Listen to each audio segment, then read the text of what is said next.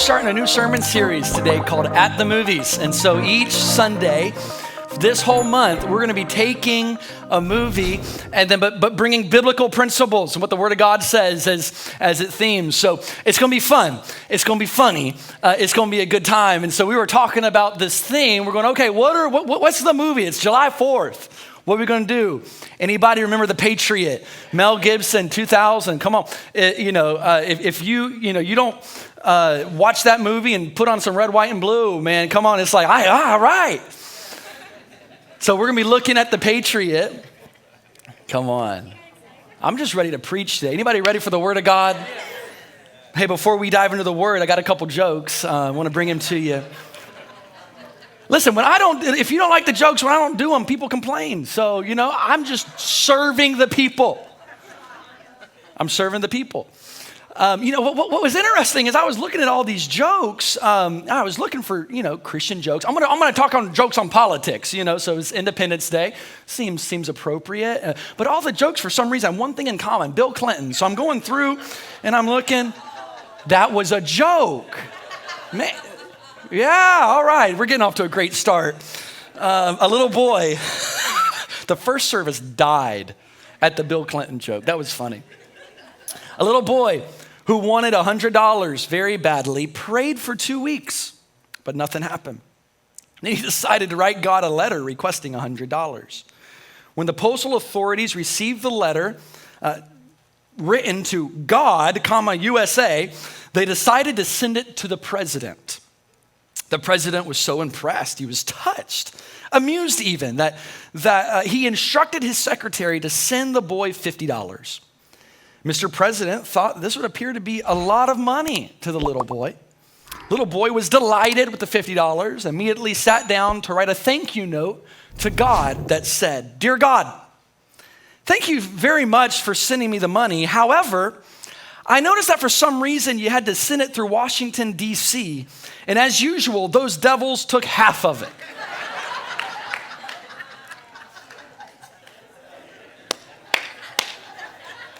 Come on.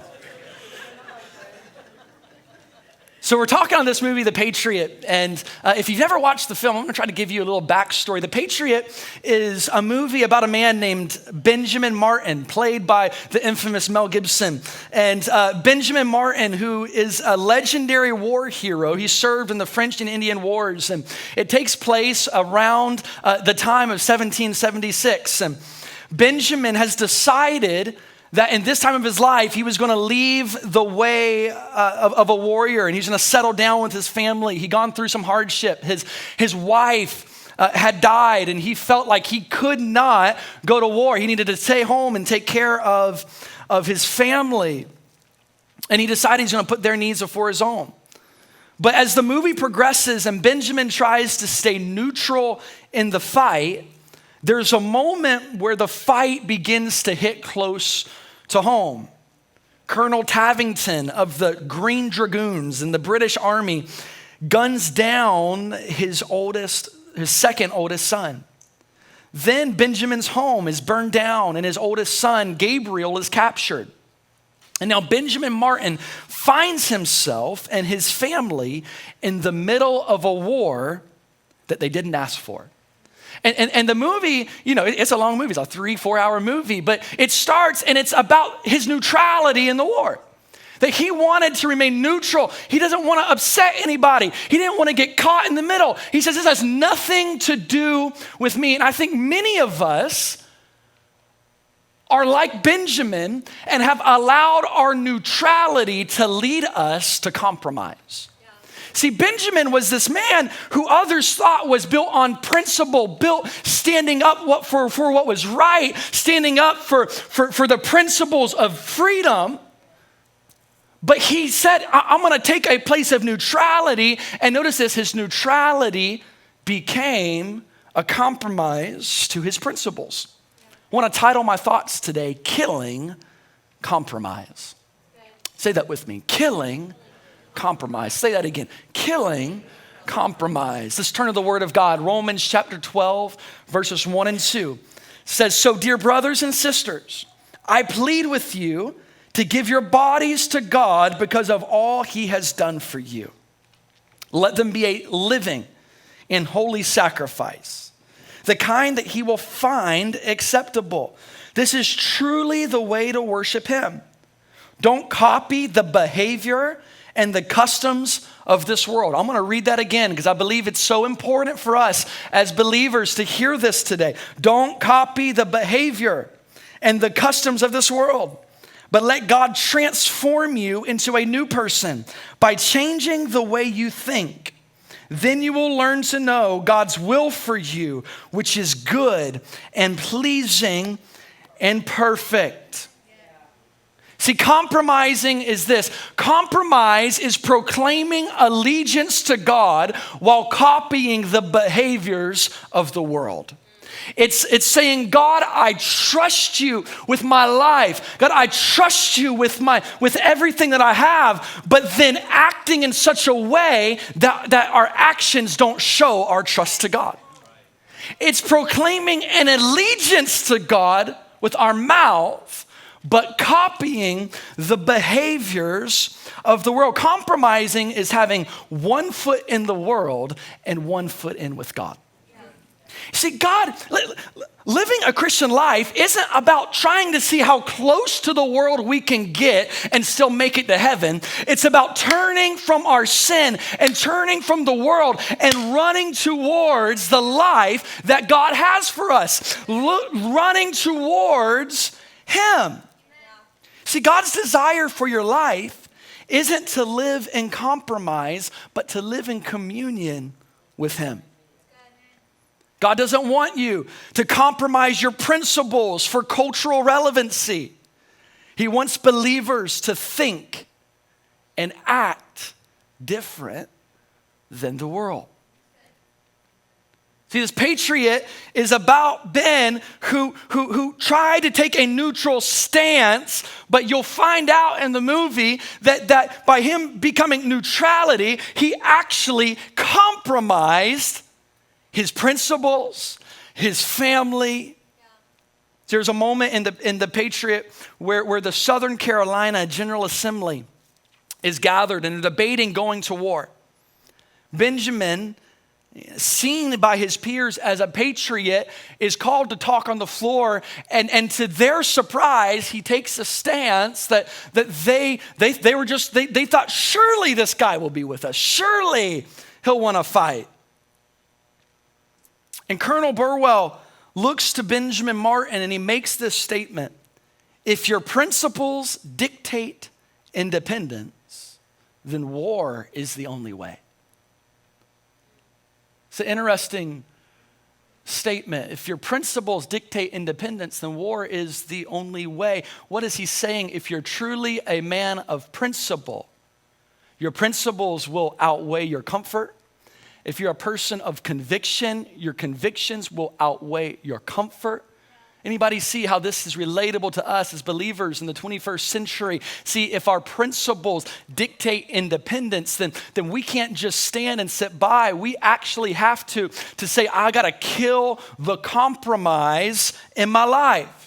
I think many of us are like Benjamin Martin, that we have this spirit of bravery inside of us, but maybe we've allowed it to go dormant in our hearts because we see we have priorities in life, or we've chosen to settle down in our old way of life instead of carrying on our lives with spiritual adventure.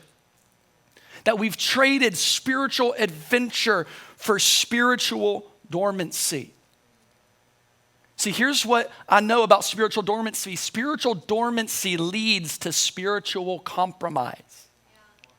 That if we aren't careful, if we become spiritually dormant in our life, we will compromise on things in our integrity, in our speech, in the way that we do, what things we do in life. We'll compromise those things because we have become spiritually dormant. Yeah.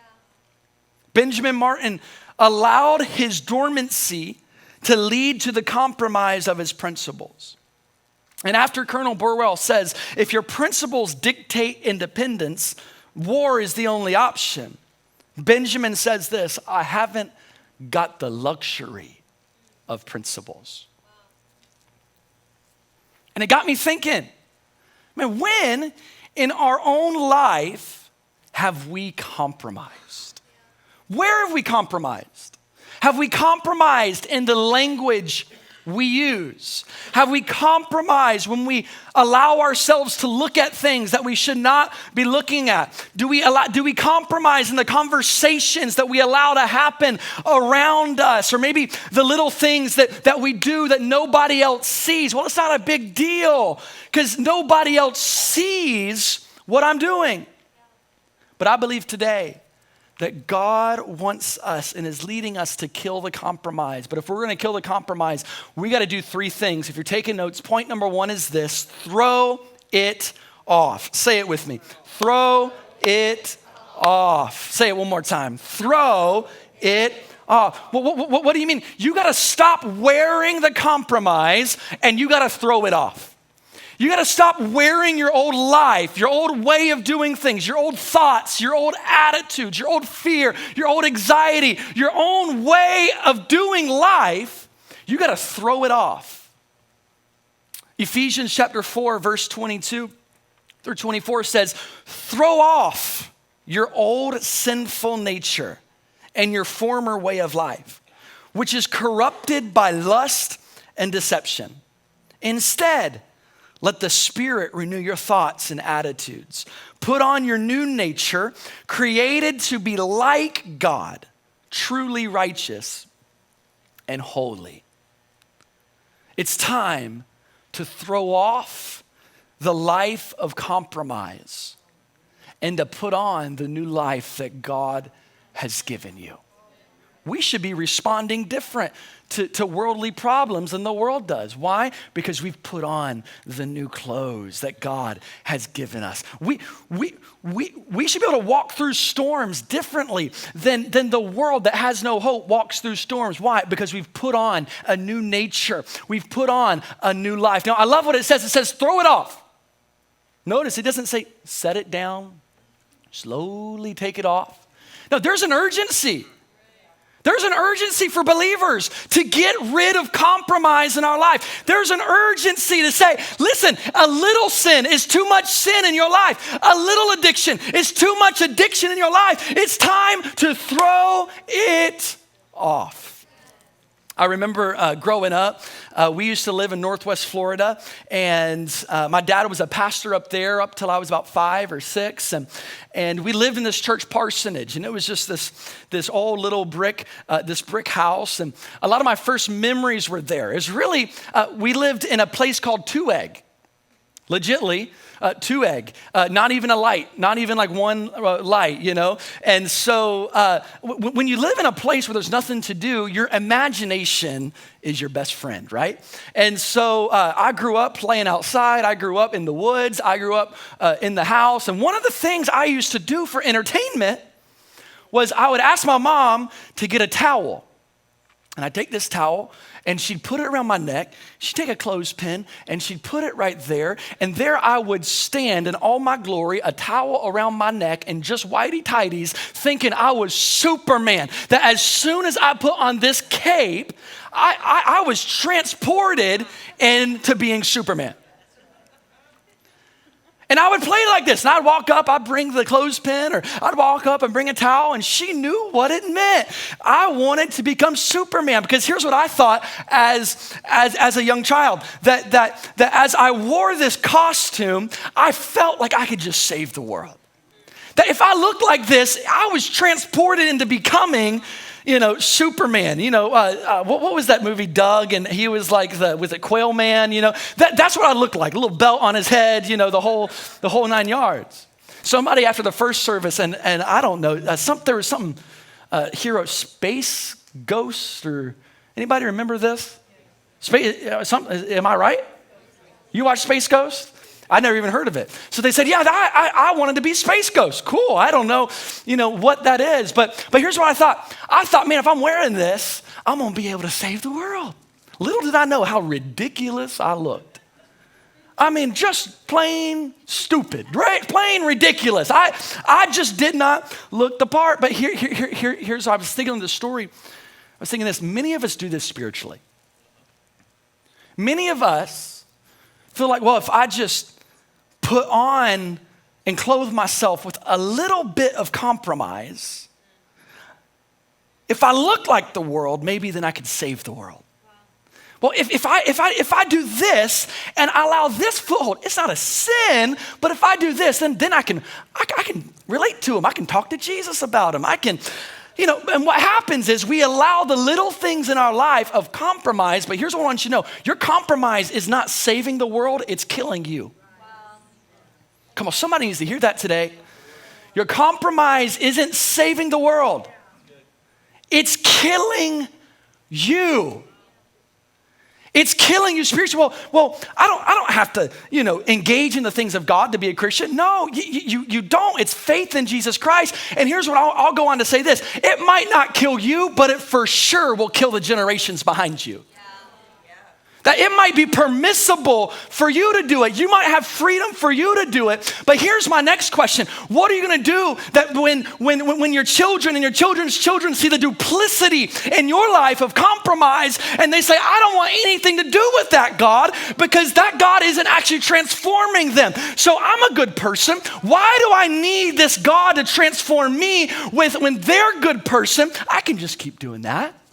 So your compromise is not saving the world, it's killing you. And the world doesn't need to see a church that looks and acts like them. The world needs to see a church that is radically different in love, radically different in joy, radically different in forgiveness. The world needs to see a church that is not compromised. A church that isn't fickle with its love. A church that isn't fickle with its forgiveness. A church that doesn't pick and choose who are the gatekeepers of the faith. Yeah. A church that is all in and not compromised. It's time we quit playing games with the compromise and we throw it off. Come on, don't set it down. Throw it off. Look at your neighbor this morning and say, neighbor, throw it off. Neighbor, throw it off. Somebody just needs to tell their self, neighbor, herself, you need to throw it off. How do we compromise? Maybe we go, well, it's okay for me to respond in anger because, they're doing some really stupid stuff. It's all right for me to be real short with my temper because they deserved it. It doesn't matter what I think as long as I don't act on it. Well, it's not going to send me to hell, so, I can do it while not thinking of the example that it sets for the people that are coming behind us. Well, no one's going to see. It's just a small thing. What does it matter if I do this? Perhaps our compromise is our silence on what we believe to be right or wrong. Perhaps our compromise is getting a little too quick with the fingers on Facebook. I'm going to tell them what I really think. Come on. I'm speaking to myself. I'm going to let them have it. I'm going to let them know what I really think. Aren't you thankful that God didn't give us what we really think? I'm going to give them what they deserve. Aren't you thankful God didn't give us what we deserve, but we got what Jesus deserved through the cross? Come on. We have compromised our integrity, our Christian witness, and our principles. See, if you don't kill your compromise will kill you. Yeah. It's time for us to say, as for me, my house, there's just certain lines I'm not going to cross. I understand other people might be free to do this. I understand other people might have freedom to do that. I'm not going to judge them based on their freedom, what they have in the spirit. But I know for me, I'm not going to compromise. Today is the day we're going to throw off some things that we have left stuck on our lives. It's time to throw off the old mindsets, the pain, the fear, the thoughts, the attitudes, so that we can put on the new things that God has for us. Now listen, I know every time I preach, I bring such a deep word, and I speak with such an elegance, so this next phrase is going to be real deep. I hope you catch it better than you caught the jokes at the beginning of the service. If I can speak correctly, my Lord. If nothing changes, nothing changes. I know that's deep.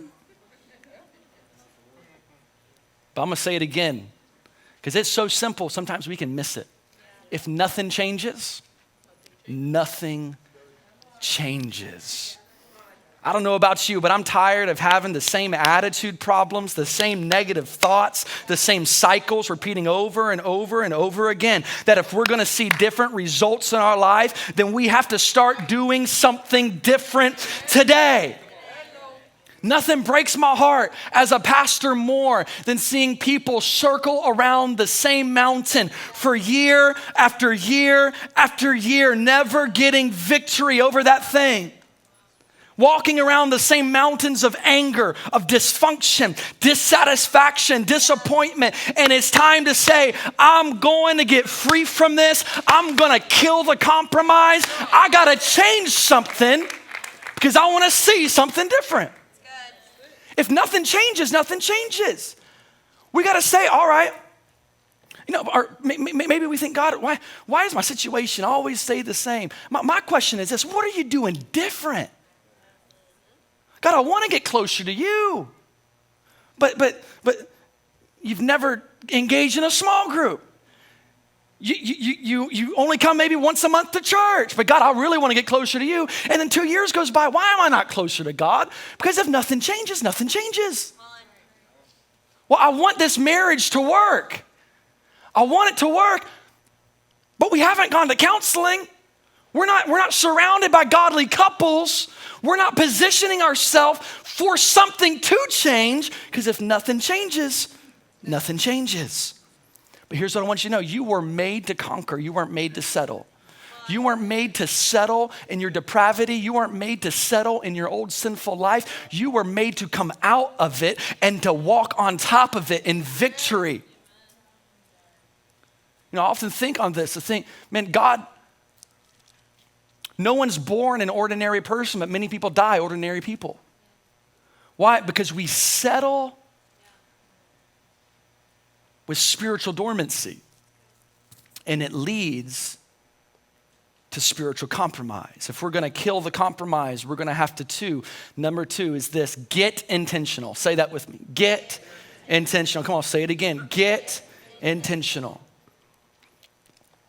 My favorite line in the movie The Patriot: Benjamin, their house is burning down. His oldest son is taken. It's highly emotional. The kids are sitting there, and he goes in and he grabs some of the weapons and he runs to his kids. He looks at his oldest daughter and says, you take the young kids and you're going to go to your aunt's. He looks at his 2 oldest boys. He says, you come with me. And they set up in this forest, and he hands them each a gun, and he says, you remember what I taught you on shooting? And they say, yes, sir. He said, what did I say? Aim small, miss small. What did I teach you about aiming? Aim small, miss small. Come on, that's God calling, saying aim small. Miss small. See, to the degree that you're going to get intentional about the small things in your life is to the degree that you're going to be able to get victory over the big things in your life. To the degree that you focus on the small things. Well, that's just in the back closet of my heart. I really got this big problem, but nobody needs, God, you don't really need that yet. But what happens is small compromises lead to big failures. If you're gonna get intentional in your spiritual life, you're gonna kill the compromise. You're gonna have to get intentional and say the small things in my life, the thoughts I've been having, the things I've been saying to my friends, the gossip I've been entertaining. I got to kill that. Yeah. I gotta aim small so I miss small. Intentionality is about caring for the small things that others seem to pass over. See, the world may say it doesn't matter what you do in private as long as others don't see. But God says it's in the moments that no one sees that integrity is born. How we live matters. How we act matters. What we think matters. What we say matters. So how do we combat the bad habits? How do we change the direction in which we're headed? How do we get intentional? Here we go. The only way to combat bad habits is to replace them with good habits. The only way to combat them is to replace the bad habits with good habits. I'm going to give you some good habits. And because here's what I want. I never want you to come to church and give a great message, but then you go, well, like, where do I start? How do I actually apply this to my life? So I'm going to give you some things. One, get accountable. Get some accountability in your life. Good habit in your life is to have one or two people you are close to that can hold you accountable for what you're facing. That'll say, hey, I did not do good with my habits today. Hey, I'm walking through this. And you need to be honest with people. Another thing, counseling. It's good to get counseling. If you're walking through hurt, you're walking through relational difficulty, if you have past things in your life from past seasons that are unresolved, maybe a step towards a good habit is to get some godly counsel. Get in a Bible study. Get in a small group. Maybe a good habit that you need to get into that you've fallen out of is going to church, being in the presence of God. Here's what I'm thankful for. I'm thankful that the moments that God met me when I least expected it at church, I'm thankful I was there for it to happen. I genuinely have like a fear. And I'm going to be honest, this is a fear of mine. I have a genuine fear that I will miss because of my absence something that God wants to do in me. I have a genuine fear that God will speak to me and I won't have like paper to write it down, because here's what I know. The power of God to speak one word can change your life. The power of God to meet you one time can change your life. So I want to say, God, I want to position myself, God, for that change. Cycles are broken through consistent change. Keep making consistent change in your attitude and your negativity. Keep reading your word. Keep filling your mind with godly thoughts. Keep surrounding yourself with godly people. It might be time to cut off some old relationships that were leading you in a direction. And it might be time to wake up at 6 a.m. and come to men's prayer. It might be time. Come on. I'm just doing a little selfless plug, brother. It might be time to do something that we've never done. Psychologists say that it takes 21 days to create a new habit. Repetition creates regularity. Repetition creates a new cycle. Old patterns are broken by creating new patterns. I wish my New Year's resolution list was still intact. But it's not. You know why? I didn't make it 21 days. You want a new habit, a new way of life, do it at least 21 times. Here's what I found. Until you get sick and tired of being sick and tired, you'll always be sick and tired.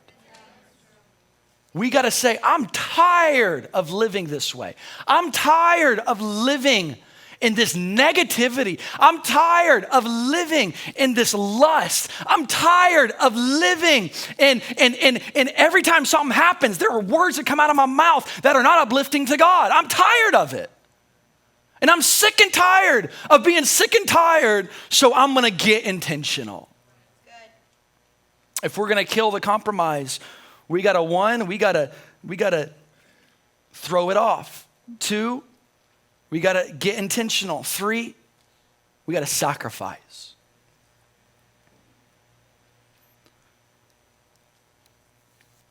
Jesus makes this statement. He says, pick up your cross and follow me. Carrying your cross is not convenient.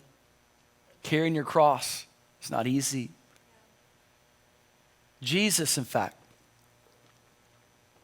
on the road to Golgotha, he's been beaten. He's had whips on his back. He's carrying his cross. They pull this man from the side, say, you carry the cross. Carrying the cross is not easy work. Carrying the cross is tough. It's hard. It's going to get sweaty. You're going to bleed. You're going to get splinters. But there's no place for compromise when we carry the cross, but carrying the cross is about sacrifice. Start having the band make their way up. There's a heated exchange in the movie The Patriot between Colonel Burwell and Benjamin Martin. The colonel looks at Benjamin after he says, I don't have the luxury of principles. He says, wars aren't only fought by childless men. Wars aren't only fought by childless men. What is he saying? Everyone has lost something for their fight of freedom. If you really want to get free spiritually, you got to let go of some things. Killing the flesh is not easy. How are you going to kill your flesh man? How are you going to kill your old way of life? You got to starve it. And we all know, being hungry, there's a point where you get so hungry, your stomach physically hurts. There's gonna be a point where you begin to starve your flesh. It's going to hurt you. There will be relationships that potentially cannot go on any further. There will be things in your life you will have to give up that meant something dear to you in your previous life. Because here's what I know, if I want to get free, I got to put in the sacrifice. I got to be willing to lose something. Romans 6:12-13 says, do not let sin control the way you live. Do not give in to sinful desires. Do not let any part of your body become an instrument of evil to serve sin. Instead, give yourselves completely to God. For you were dead, but now you have a new life. So use your whole body as an instrument to do what is right for the glory of God. He says you were dead, but now you have a new life. God has not come, Jesus did not come to make you go from bad to good. He came to raise you from death to life. It's not about changing just our actions. It's about raising us back to new life, it's about putting on a new nature, a new way of acting, a new way of thinking, a new way of speech, a new way of loving that the world can never do without Jesus. And it's time today that we kill the compromise. See, in the Old Testament, the people of Israel would sacrifice the blood of animals on the altar as their offerings to God, but no longer do we give God the offering of animals, but rather we lay down our lives on the altar as a sacrifice to Him. See, the way of Christ is the way of sacrifice. There's a sacrifice to following Jesus. As I look prophetically at the year 2020 and the year 2021, I see a sifting of faith. Jesus looked at his disciple and said, the devil has asked to sift you like wheat. The devil wants to sift us. And how he sifts us is through comfortability, compromise, spiritual dormancy. See, in 2020, more times than any time else, Christianity became way more casual. I can join church wherever I'm at. I can join a church here in Portland. I can join a church here in New York City. Christianity became casual, and I'm thankful for it. Listen, I'm a proponent of relevancy. I'm a proponent of doing things that are culturally relevant. But what happened was Christianity became so casual that we did not recognize that the devil was sifting us. In 2021, we're seeing a world where to be a Christian and to be a true Christ follower, to stand in faith, you just being in church here today, there are people around this world that cannot be here today because of situations. and there's been this sifting. It's all right to compromise. Well, it's not a sin to do that. And compromise has creeped into the church. Compromise has creeped into believers. Compromise has stepped in. But here's what I'm thankful for. I'm thankful for the sifting of believers, because here's what I know. I'm in a room full of people. I'm with people online full of people that are full of faith that'll say, I'm not gonna compromise. I'm gonna stand. I'm gonna kill these things in my life. I'm gonna kill the convenience in my life. I'm gonna kill the compromise. I'm gonna kill the casual Christianity in my life. If you don't hear anything else I say today, hear this. God doesn't want part of us. He wants all of us.